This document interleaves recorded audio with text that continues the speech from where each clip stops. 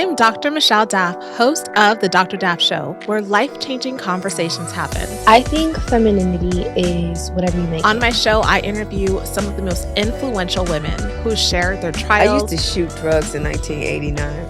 successes, In that day, I was free from the past. and life-altering lessons. My show also highlights femininity, elegant living, and embracing your God-given womanhood with helpful and healing conversations. Welcome to the Dr. Daff Show. Today, I have a beautiful and special guest with me, Stefanie Jeffers. Stefanie is a woman who grew up in a Christian household, but was led astray to a painful journey that then birthed something miraculous, beautiful that she would like to share today. So I am super excited to talk to a woman who is so inspiring by overcoming all of the things that life gave her, getting back on the horse of life and being able to bring something powerful to the world. Welcome, Stefanie. Thank you so much. It's an honor to be here. I really do appreciate your invitation. Any chance that I get to have to share the story of what Jesus has done in my life is everything I went through was for something. And so platforms like this give me an opportunity to just thank God for all that he has done and hopefully inspire and give hope to other people if they're feeling like they're in a dark place.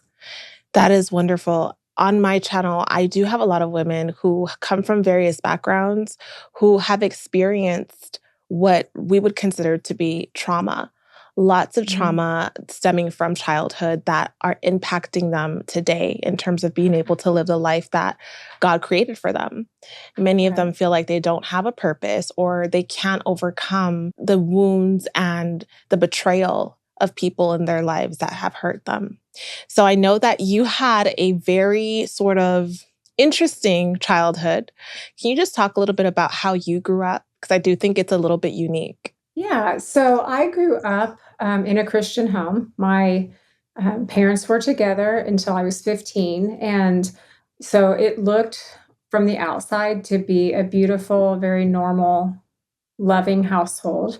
Like I said, my dad was a pastor. I have an older sister who's 18 months older than I am. So we were really close growing up.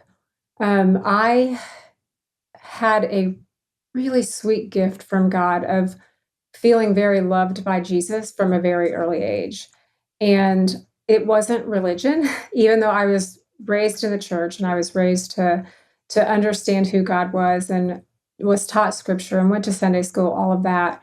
It was never about religion to me. It was always about a relationship. And I think that is a gift, to just have that instilled in you, something that's very natural to you. And so I know, now that I know what I know about where my life went, that was an extra special gift that was given to me by God, just to have this really special and precious connection with Jesus. And I believed growing up that I was truly loved by him, and I never questioned it. And I had huge amounts of faith for someone so young and really believed that God was who he said he was, and that I was who he said I was, because I was created by him and loved by him. And so that was a beautiful way to be raised. But it was also, it almost made it harder a little bit when I grew up and remembered that I had been abused by my dad. So I am a daughter of a preacher. I'm a PK. And what I learned in my older years was that I was also a survivor of childhood sexual abuse, and it was by my father. Wow. And so that makes for an interesting mix, right, of someone who grew up loving Jesus, who was baptized by her father, to also be abused in such a horrific way by her father. And so I am so grateful to be able to look back and know that my beginnings were founded on Jesus. Wow. That was I think that is probably profound. The most important pieces of my childhood, for very different reasons, right? That I was raised to love Jesus and raised to know Jesus, but also someone who taught me about Jesus was also my abuser. And so those things really played a huge role in the rest of my life. Of course. I mean, that is profound. It is awful. It brings me some thoughts about people who have experienced something called church hurt, where they feel like because of things that have happened in the church, they no longer want to be associated with God, with Jesus. But in your situation, your father was a pastor. He's the one who introduced you to God. He's the one who you learn from in terms of God's love.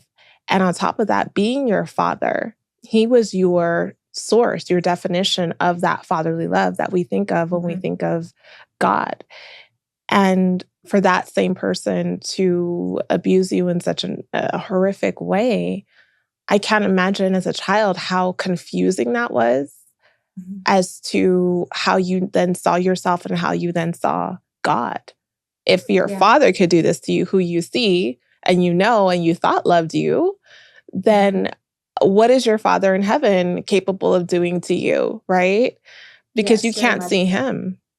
Right. Yeah, I think I have struggled always I've been able to, in the years since I have come back to God, have been able to see God in a lot of different ways, as my protector and my provider and my constant and my comforter and my friend.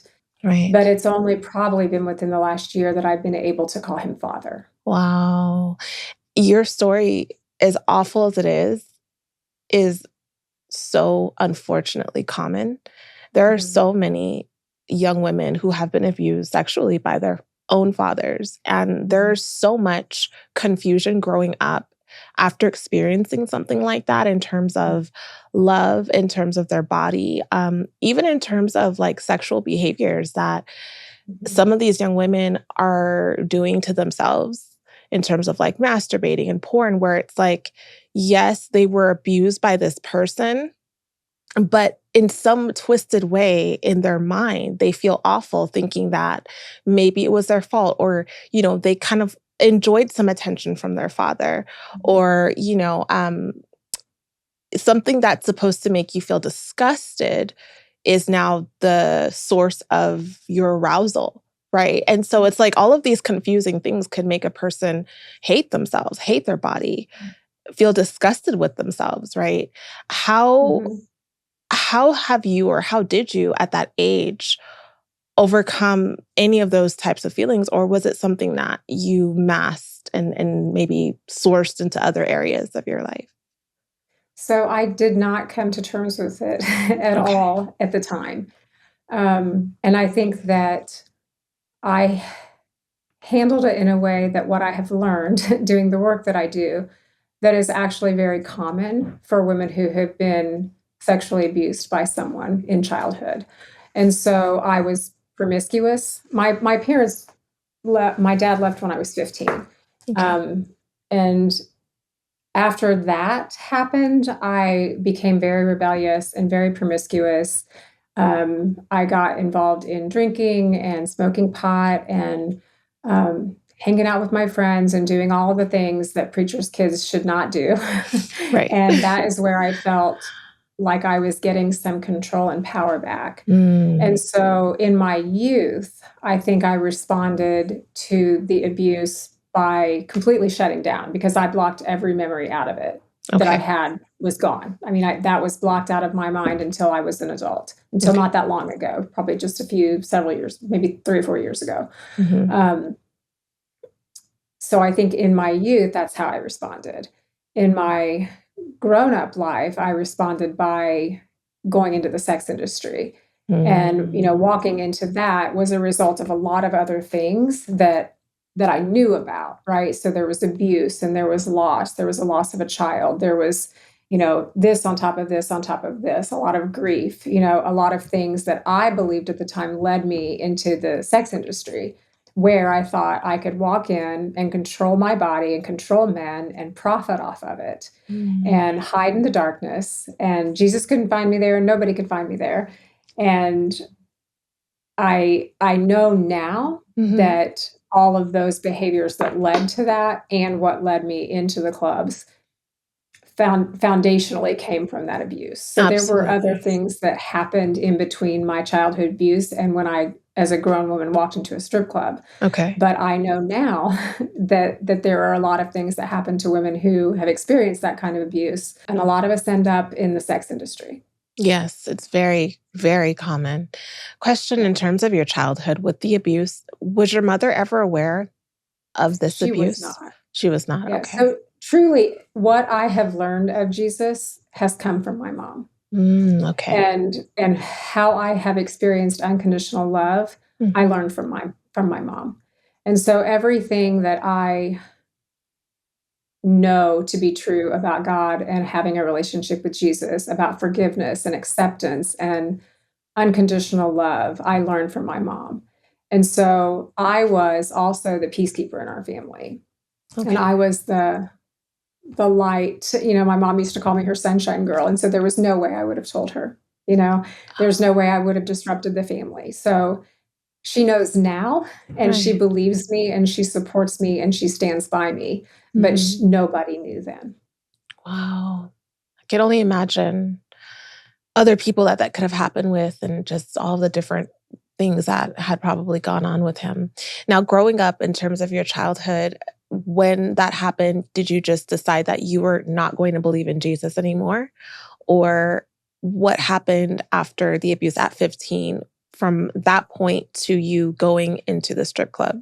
So there was some ups and downs with my relationship with Jesus. So there were times when I was, oh, I'm in a messy place. I think I'll turn back to Jesus. And, I would join like FCA, Fellowship of Christian Athletes, when I was in high school, and, attend some things and try to regain a relationship with Jesus. But I was very turned off by the corporate church. Okay. And so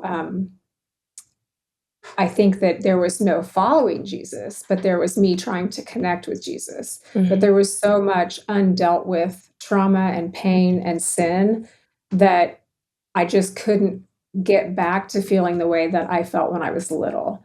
And so even, I had what looked like a really normal, productive life. I graduated from high school, and I graduated from college, and I got married, and, got a degree in legal administration from Ball State University. And everything seemed really okay on the exterior, but my relationship with God was not what I wanted it to be.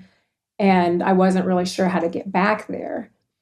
So I married out of college. I had a daughter when we got married, and that marriage fell apart.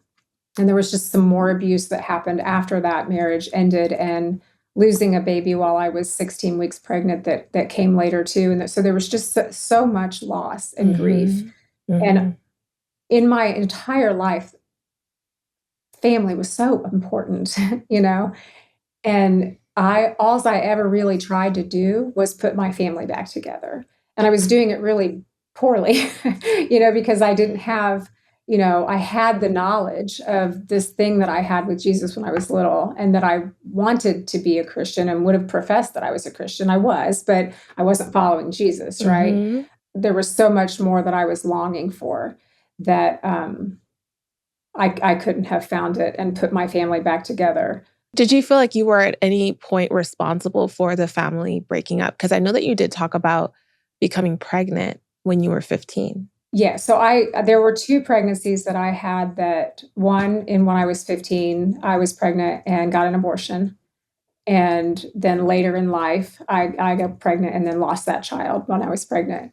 So when I was a younger girl, and I had this abortion, which was something that, was very the opposite of the way that I was raised, to go and do that. I think that I felt shame. And I think that because I had so much anger towards my dad that at the time was very undefined for me, I didn't understand it, and I wasn't sure where it came from, that I think, yes, there was a lot of responsibility that I believed that I had in the decline of our family. I don't think that I could relate it to that one particular thing, but I think that there was a lot of blame that I had. Yes. So you were carrying a lot of that shame. And when you lost the baby, did you ever have thoughts about the abortion? Sometimes people tend to connect certain things and think that maybe God is punishing them, or that they deserve certain things that are awful in their lives because of things that they have done. Did that Yes, ever? very much so. I Okay. think that, when I lost that baby, I was so far along, I had to have a D&C. Oh. And so got to be put to sleep, which is I'm very thankful for. But I woke up and Mhm. I just was so empty and so full of things, Mhm. empty of this child, empty of dreams, empty of, this plan for a family, empty of a lot of things, but full of grief and shame and Mhm. hurt and hopelessness. And there was very much a connection in my mind of not necessarily that I was being punished, Mhm. but that it all just felt very familiar. Mhm. And that loss really is what drove me into the sex industry. And so I know that it compounded the trauma that I had because no matter what people say about the topic of abortion, having been someone who's experienced, it was unbelievably traumatic and unforgettable. And there's nothing about that day that I do not remember. I am 52 years old and I still remember what I was wearing. And so it would be impossible not to connect Mhm. the two losses, the two feelings of waking up and feeling awful and being empty and having cared for something that you couldn't see, but now it was gone. And so that compounded trauma did a real number on me.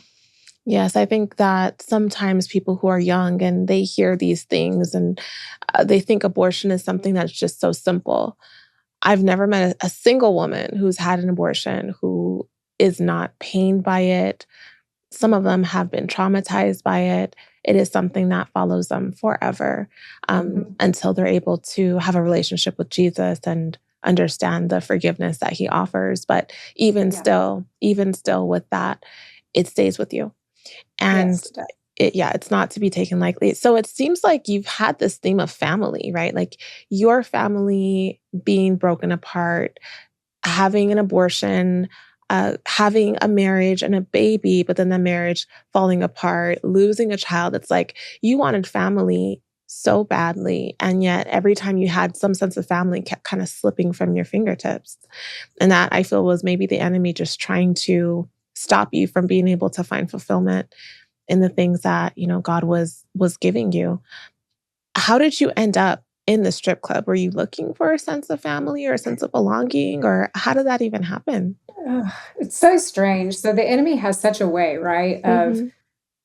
of knowing exactly when to play, And so long before I made the decision to walk into a club, I was working for the county that I lived in at the time, and one of the men that I worked with had gone to a strip club for a bachelor party one weekend and came back to work and was telling us all about it. And I was like, "You are so disgusting, and I can't believe you go to those places. Those women are awful. Mhm. They're trashy. Those places are trashy, and you're trashy." Just the whole thing. And didn't really think about it again until the day that I began to truly grieve this child and truly grieve my life and where I was. And I tell you, it was almost an audible whisper, "You could be a stripper too." Mm. Because that is what this boy told me. He said when I was saying all of these things, like, "This is so awful. This is a horrible thing that you did, and these women are horrible." He said, "Come on, Steph, you could be a stripper too." And I Mhm. said, "Well, no, I couldn't, nor would I." Right. Never say never. Right. But when you're at your lowest and when you're Uh-huh. at your most vulnerable, Mhm. that's when the enemy can swoop in and just whisper something to you that was spoken over you that isn't true, that wasn't who you were created to be. Mhm. But I wasn't following Jesus and I wasn't turning to Jesus and seeking answers there. And so I was ripe for the picking. And when I heard that you could be a stripper too stuff, it was like, well, maybe I could. And what I was seeking wasn't necessarily family, even though there was a really beautiful sisterhood in that club that I found. Mhm. And I'm still friends with some of those women to this day. Mhm. And I've been out of their life for almost 20 years. But I think what I was seeking was a place to hide, Okay. to just pull back from the responsibilities of all of those day to day, like go to where I was a paralegal, 9 to 5, all of the things. I just couldn't do it anymore. I just didn't want to do it anymore. So I thought, I'll just take a little second and go here and hide for a minute. And that's the lure of that life. But I lost everything while I was there. Wow. So you thought that you had already lost everything, Right. but then you actually lost everything once you went there. What are some of the things that you experienced as a stripper that made you feel like you were actually losing instead of winning? Because that lifestyle is often glamorized, especially in the music industry and in music, as So strippers much so. being like the Yeah. ideal, right? You're getting money, you're getting all this attention from men, you're getting gifts and trips, and you're being sung about in the music. Right. You feel like you're on top of the world, but in reality, that is not the experience that strippers actually go through. Like that's from like maybe the No. male's point of view and what they're experiencing. Right. But that's They don't not have what the any idea what we're experiencing. So, right. I mean, I think at first, for the first maybe 3 months, I felt on top of the world. Okay. I felt like powerful because that's what they told me. When I walked in and they changed my name, They I changed took on that. changed your name? Yes, they did change my name, which actually is a lot more powerful than I realized. Because my mom named me Stefanie, and Stefanie is a name that I love, actually, and it's spelled with an F. And I think my name, not everybody likes their name, but I think my name is beautiful. And my mom must have thought so too, and it has a sweet meaning and all of those things. And so when I went to the club, they gave me a new name. And he literally pulled out a book.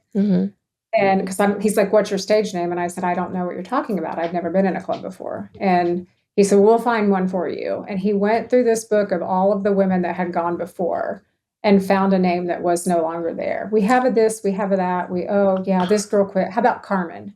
What? And it was just like this log of women that had gone before me. And he just picked one. And that became my name. I was Carmen. And it's so interesting how quickly I walked away from my identity and who I was in Jesus. And I walked into this identity of Carmen.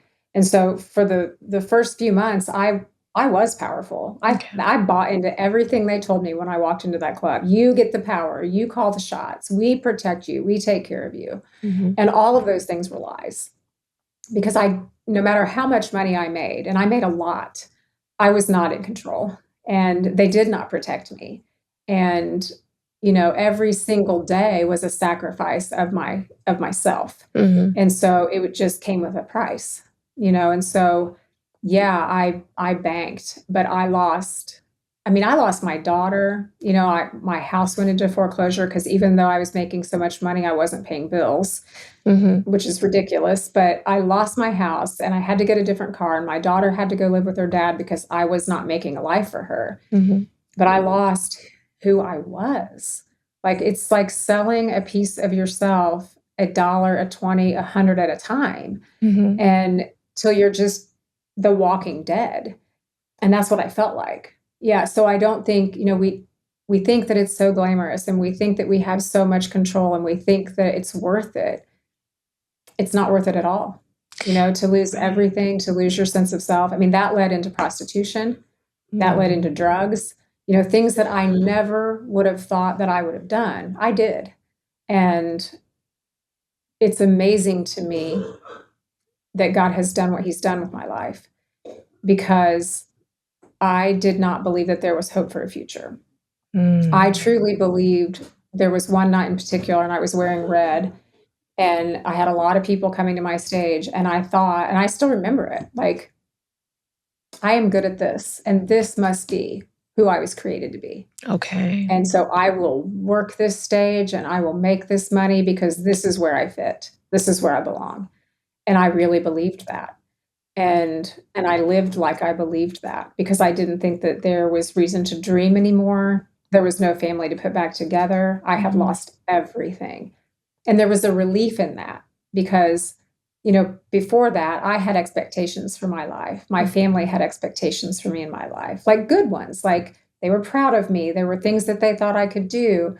There were things I wanted to do. And I disappointed people over and over and over again. And I was unrecognizable to who I'd been raised to be. But when you get to that place of there is nothing else for me, and nobody expects anything from me, and I don't expect anything from me. I can't let anybody down. So this is a great place to be. And I hear that from women so many times, like that's a safe place, right, to be, where you can't disappoint yourself anymore and you can't disappoint other people. Right. And I'm sure that a lot of the other women in the strip club have had similar past or different things where they were also hiding in the darkness, Yeah. right? And having to do drugs and Strange things. thing, right, to hide in a place where you're so exposed. Yes. But it doesn't work. Well, one thing is that God is also in the darkness. A lot of times that's where people end up finding God, because he also hides in the darkness. Yeah. And he is always there waiting for you to want him to come into your life. So you got to the point where not only were you in the strip club, but you were involved in prostitution, involved in drugs, just at your lowest of lows. At what point did you decide that you wanted Jesus? How did that even happen? I think what I wanted first was out. It is a glamorized industry, but it's also a very abusive industry. And so my truth was I was assaulted almost every night, and people bite you and they touch you and they grab you and they say horrible things to you. And you aren't protected, because my experience was that the club owners didn't care as long as you were making money. And so it didn't matter what people were doing to you. And honestly, I thought if I had put myself into that position, that's what I deserved. That was just the cost of admission, man. Like, they could do whatever they wanted to do because that's what I was there for. And so I didn't realize even at the time that it was assault or abuse. I just thought it was the job. And I just got to a place where I couldn't do the job anymore. I was too messed up and too lost and too dead inside. And I'd lost everything. I was still seeing my daughter every week and every other weekend, but it wasn't the same. I lost my child because I wasn't a good mom. And I lost almost every friend I had because I wasn't a good friend, and I lost myself and my relationship with Jesus. And I just got to a place where I really remember the night where I was standing at the bar and I'm in these high heels and I'm looking around the room and I thought, man, I can't do this anymore. I just cannot do this anymore. Not one more foot can I put in front of the other and keep doing this. And I had no plans of turning back to Jesus, and I had no plans of where I would go when I left. I knew I just could not be there anymore. So you didn't even think about the money or anything. You just thought, I'm just going to figure it out. I just know I can't be in this. Yeah. I actually have a question about the money part. Why is it that I hear a lot about strippers making so much money, but then don't really see the fruit of that? Like, I don't see that a home was purchased, or I don't see where that money actually goes. This video is sponsored by myself and my luxury fragrance line, Fine Forever Fragrances. We have 3 very elegant, feminine, and unique fragrances that you would love. 2911 is our debut fragrance, which is a perfect feminine, everyday, daytime, or date night fragrance. It exudes mystery, elegance, and warmth. Silent Storm is another fragrance that we have, and that fragrance is a decadent gourmand fragrance. It's rich, it's smooth, it's refined, and it has notes of sea salt, caramel, and it gives off an alluring and captivating impression when you wear it. And our final fragrance, Mustard Seed, is a sweet aquatic floral with pineapple, jasmine, and musk. It's perfect for brunch with the girls or basking in the sunshine. It is a sophisticated and memorable fragrance. So if you love to be the best smelling woman in the room, then you have to have these in your fragrance collection. Visit fineforever.com and use the code Dr. Daff for 10% off of your fragrances to support this show. Thank you. It's so true. Some of the women that I know and even still know do really great things with their money. Okay. And once I got, I let that house go to foreclosure, and when I lost my daughter and she went to live with her dad, I had to sort of rebuild all those things. So I had a cute condo and I had a car and I paid my bills, Okay. but I made so much money. I should have had a lot more to show for it. And so because I was buying drugs, Okay. and I was buying nonsense, I remember going to the mall and just buying all kinds of clothes that I didn't even want because I was trying to fill something, That's all you're I'm just doing. like, I'm so empty. Like maybe if I go and buy another pair of booty shorts, I mean, Yeah. I didn't need any more booty shorts, but I would go buy some more booty shorts. And, Right. so it's very interesting. I know a lot of women now who live on the streets, but they're sex workers. And so, yeah, there's an awful lot of money there, but when there's drugs and there's addictions and there's all of those things that come in, they're of greater importance to you. If you're addicted, you're going to buy your drugs. You're not going to necessarily pay your light bill, That's true. What got you to take that second step to prostitution from stripping? Was it more money? Was it the attention that the men were offering you? How did you get from that to the next, even though they're all intertwined in that world? Yeah, I don't even know if anyone's ever asked me that before. So I honestly think it's what I felt like I was supposed to do because I was making plenty of money in the clubs. Like it was absolutely nothing I needed to do. But one of the girls had introduced me to this man who was like, if you just go and all he wants you to do is just go to his house and dance with no clothes on. And I was like, okay, I can do that. Like, in retrospect, that is so scary. So dangerous. But I just did. I was just like, oh, okay, like I want him to be my regular. I want him to come see me regularly. So if that's what I have to do was meet him at his house and just dance around his room naked, then I can do that. Okay. And what's the difference, right? I'm almost naked in a club.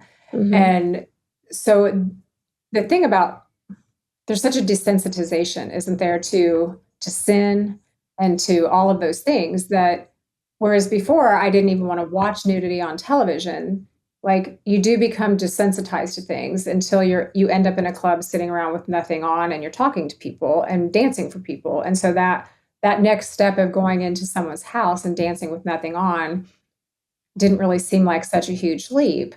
And then meeting him in a hotel and actually having sex with him didn't really seem like that much of a leap either.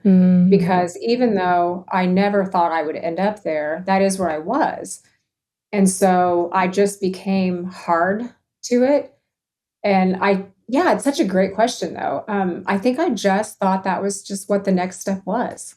And people kept telling me, and I knew this, like people would say in the club, like, but you're not a prostitute. And I kept thinking, even before I had had sex with customers, I kept thinking, I actually am, because we are selling sex here.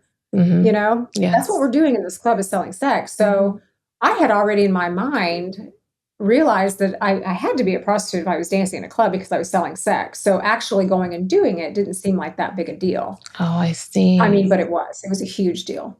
Absolutely. Huge deal. Absolutely. Wow. And so when you made that decision to stop the club, you made the decision to stop everything, even seeing those men and not relying on anyone else for money.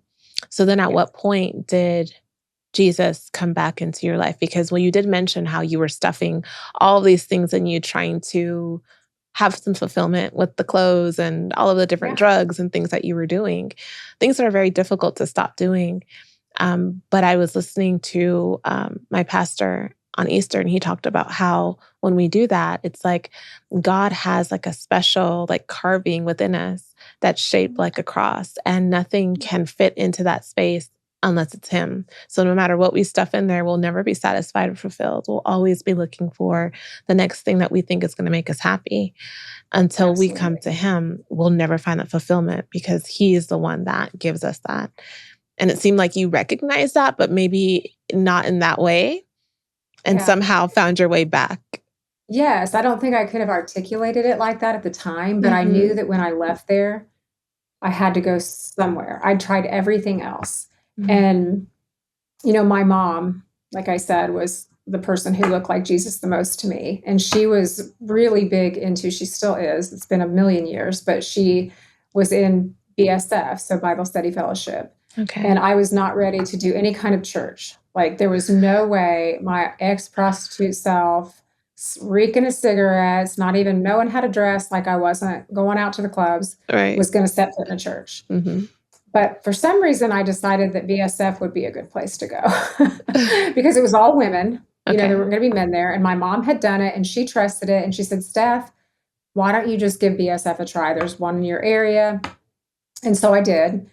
And I think I was just like testing the waters, you know, with like, I wonder if he's left me, you know, like I remember who he was to me. I mean, I always remembered who he was to me, but I didn't remember who I was to him. Okay. And so I think going back to BSF was kind of like, I'm going to test the waters. I'm going to see how this goes. But we were studying Paul. I think we were studying Acts, and it was, I thought, man, if God can use him, A murderer. you know, Yeah. this guy, a murderer, like of Christians. And so I thought, how beautiful that that's who we were studying when I came back, because nobody in BSF looked like me. You know, they were all moms, and, you know, a lot of them were stay-at-home moms and had beautiful homes and all of these things. And I sort of just was very quiet in my circle. But Paul, I could get a hold of. Like I thought, I can wrap my head around this guy because he's made a lot of mistakes and God still used him. Right. And I started to think, if I have gone through everything I've gone through and put myself into all of these situations and have lost everything, then maybe God could use it for something too. And so I just started to begin to turn back, you know, and it wasn't some sudden, like instantaneous life transformation. There was so much work to do. You know, I think that's where people get frustrated, is they think, if I turn to Jesus or I recommit my life to Jesus, then it's all going to happen overnight and everything will be better. And none of my external circumstances changed. You know, I was still broken and traumatized. And when I left the life, all of my PTSD came out. I had no idea I was traumatized. I didn't even know PTSD was a thing for sex workers. Suddenly I had anxiety. Suddenly I was afraid to drive. Suddenly I was experiencing all of these trauma responses and triggers and nightmares and things that I couldn't even explain. So it wasn't overnight, and it's not overnight, but it's worth every single step that you take. Because what I know now, almost 20 years later, is God can radically change your life, and he can restore everything that you lost or tossed, and that your life can be completely redeemed and changed. And that it can be for something. You know, I didn't want anything that I'd gone through, that I put my daughter through, that I put my family through, that I put myself through, even what I'd gone through as a child. Like, I didn't want any of that to be for nothing. Right. Then it would be ridiculous. If that was for nothing, then what was the point? But what I wanted was for God to do something for me, or in me and through me, that would glorify him. That would say, look what God can do with a life like mine. Because if he would forgive me, like, I knew better. I walked away from him. He didn't walk away from me. Right. And if he would love me and change my life, that's for everybody. Wow. I listen to some of the messages that ladies will leave me, voice messages, emails that they'll send me after listening to my content. And I have had messages from women who currently are strippers or who have since left stripping, maybe after watching my content and hearing about Jesus and wanting that relationship. And I do remember one woman saying that she went to church. She wanted to try out church, and she went and she just left feeling very confused, feeling like she wanted to drink again, just not knowing where to go because maybe they have never been introduced to Jesus, unlike someone who's grown up with the knowledge of Christ, and they just want this relationship. But going into a church, it's just so overwhelming, hearing about all of these people and things you just don't know anything about. Yes, I agree. What would you say to someone, being that you've interacted with other women in this industry where you know where some of them come from and how some of them may think and feel? How would you guide a woman who's currently a stripper and is wanting to leave that life, wanting to have a relationship with Jesus, wanting some peace and just some healing? What would you say to her? Oh, wow. that I understand that church is scary, that church people are scary, you know, that church women especially can be really scary, and but just try. Like, I think that it's so much more simple. It's not simple to leave a life, but a relationship with Jesus is so much more simple, I think, than we realize. And that it comes from just getting to a place where you say, I just can't do it anymore on my own. And even if you don't understand the entirety of the history of the Bible, but you believe that Jesus was real, that you believed that he lived, that you believed he died and rose again, that you believe you can be forgiven and need to be forgiven, and you come to that place with this humility and surrender, because it takes humility. I mean, working in the life, like, I had so much pride of, I can do this, I can jump back up on this horse and keep going. But when you come to Jesus with that kind of heart of like, I can't go anywhere else, I can't do this on my own, and I may know a tiny, tiny bit about this Jesus, but I believe what I know, and you ask him into your life, it's that simple, like that simple, and you are forgiven. And so I know that there are like practical realities that come after that, right? Like, you do want to be connected to a church. You do want to be connected to other people that you can talk with, because community is extremely important. And it's something I didn't understand back then, that I needed a community of people. Mhm. So I would even say, if someone wanted to reach out to me, they could, and at least just have someone to talk to. And we could get online and look in that person's area and see what's around, or they could FaceTime me and we could talk about it. Because one thing I know is that I didn't know I was a survivor of anything. I thought I was just an ex everything. I thought I was an ex whore. I thought I was an ex drug addict. I thought I was an ex this and an ex that. But I had no idea that I was a survivor. And so if someone's gotten to this place and they've gotten through this life and they're ready to turn their life around and surrender it to Jesus, man, you're a survivor of a lot of things. And so it is really important to have someone, at least one person that you can talk to, who's maybe walked in your high heels, who maybe has understood just a little bit about what you're talking about, and just begin to connect with that person. And I could be that person. I could help someone get connected if they feel like they don't have a connection.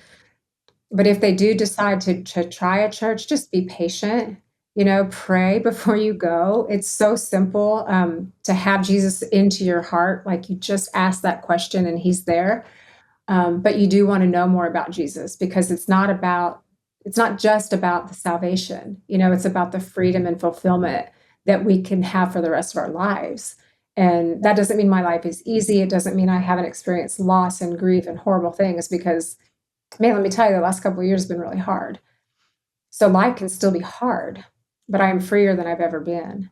And my life is more fulfilling than it's ever been. And that cross-sized hole in my heart is full, because it really is a hole that only Jesus can fill.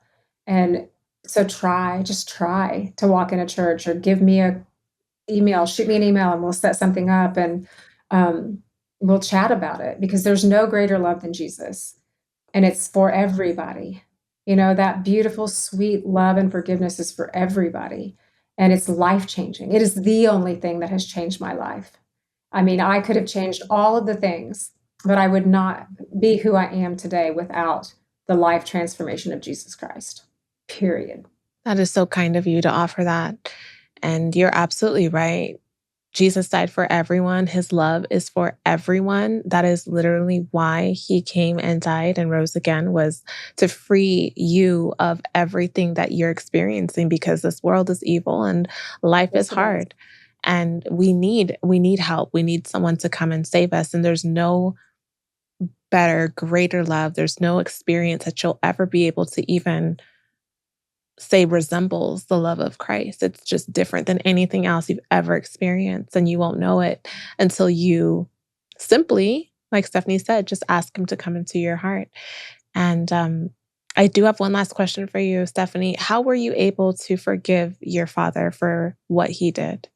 The forgiving part for me, and I know it's not true for everybody, and nor should it be. It doesn't have to be, because forgiveness is your own journey.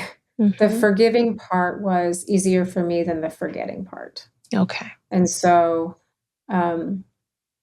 because he is my dad, you know, and when I did bring it to him and say, "Hey, you did this, and are you going to talk to me about it?" He was in the beginnings of dementia, and so he never owned it. He said, "Well, if I did that, I don't remember because I have Alzheimer's." And I forgave him on that phone call because as messed up as it sounds, like I still loved him. And God had already done a work in my life and heart, you know, and to prepare me for that kind of forgiveness. And so I did forgive him that day. And I told him that, you know, because I knew he would die, you know, eventually. And he has since passed away. And I didn't want our last conversation to be like that. And so I did say, you know, this is my truth. And if you can't admit that, then I just want you to know that I do forgive you. And I meant it. But I am still hurt, and I still have flashbacks sometimes and dreams sometimes. And so the forgetting part is, you know, it's not easy. You know, there's therapy and there's, you know, a beautiful, safe community of friends that I have that I can share with, and my mom. But I don't ever want someone to feel bad if forgiveness is not where they're at, because it was important for my heart. And I'm grateful that God, you know, made that a way for me to do that, to forgive him. But yeah, I think if someone's not there, they don't need to feel bad about it, but they can pray for their heart to soften to forgiveness. Because it doesn't mean that what people do to us is okay. And it doesn't mean that they get off scot-free. And it doesn't mean that we feel okay about it, or that it doesn't still matter, or it doesn't still traumatize us. It just means that his power over me is no more. Exactly. It's a gift that you're giving yourself, and Yeah. God can strengthen you to get to that point where you're able to do it, because it is a gift for yourself. As awful as it is, it helps you. And I'm so thankful that you were able to share that with us. And I'm so inspired by how brave you are and how beautiful you are. You know, after having so much happen in your life, you're still here today with the restoration that Christ has given to you. Can you just let us know before you leave, Stefanie, about Grit into Grace Ministries? Yes, I can. So, Grit into Grace is a nonprofit I started in 2017, working with adult women who've experienced sex work or sex trafficking, where we provide a place for women to experience community, get advocacy, and connection. And so we have this really funky, beautiful location on the Near East Side of Indianapolis, Indiana, called the Dream House, which is a non-residential house for ladies to come during the day and be a part of healthy community, to experience the love of Jesus. Even though we don't force that on anybody, they're going to experience that just by walking in the door. And, you know, we serve lunch, and we have clothing and hygiene and beautiful programming that sort of surrounds a survivor. We have, you know, tomorrow they go to horse therapy. Today we have an identity out of abuse series going on right now. We have art therapy and talk therapy and group therapy. And so there's a lot of programming. There's practical things like HIV, STD testing, and, you know, legal services that we partner with the legal town, Indiana Legal Services. And so we try to connect ladies with those kinds of programs. They can get case management with our advocate and recovery support with a survivor support specialist. And so, you know, God just gave me this, literally a dream of a place like this, because what I had was a mom. You know, I had someone who I could turn to, who would show me what the love of Jesus looked like. And when I began to dream about what is it that God has for me as someone who's experienced all of these things, but really loves Jesus and wants to make a difference and share that with other people, like what would that look like, and what is missing? And what was missing was a place for people to go and just find rest, and just for a second be safe, and a place to just breathe. And sometimes people nap here, and you know, that's a big deal. When people live and work on the streets, to come to some place and just nap means that they feel safe. And so God, in his way, provided this beautiful space for women to come and experience his love and life transformation, if that's something that they want, and programming and therapy and ways to work through their own trauma and healing. And just be a part of a community of women who love them, who love them no matter what. And I think that in community, there's so much healing and freedom that we can find. And so God has just blessed us to be in 2023. We made it through COVID and all of that. We have a second house that we're working on called the Butterfly House, where we will be able to house 8 women to live as in transitional programming. And so we're really excited about that coming up. And one thing that's missing in Indianapolis is a place for women like us to live and be protected a little bit longer until we're ready to live independently. So that's what we're doing next. We go into the prisons, into the Marion County Jail, and we do outreach in those places and share His love and some equipping and empowering education curriculum with women while we're there, and connect with them upon release. So God's doing really cool things that only He can do, because I wouldn't have known how to open any of these doors. Wow. But this is what He's done, and I'm so grateful. It's a super hard job. It is, man, it's been a difficult road to walk at times, but I'm so grateful for the ability to say yes, and for the ability to remain, and to partner with, I have a beautiful staff, and I have really great community partners. And so we don't have to do this alone. And I'm just really grateful for what God's done in my own life, so we can share that with other people. Wow, that is incredible. I am so, so moved by this. That's so amazing. I hope that we can partner with you and others can partner to help this vision continue to grow. Absolutely. And we thank you so much, Stefanie, for being here and sharing your story and your inspiration and your light to the world. And I pray that you continue to flourish and help many, many women who look up to you and your story and all that Jesus has done for you. Thank you so much for being here. For having me. You're such a beautiful person, and just grateful for the work that you're doing to give people the platform to give God some glory and introduce Him to other people. So thank you for just the privilege of being here today to share a little bit about what God's done. Thank you. And thank you all for watching. Bye-bye. Bye. You're the only thing I'm holding on to anywhere.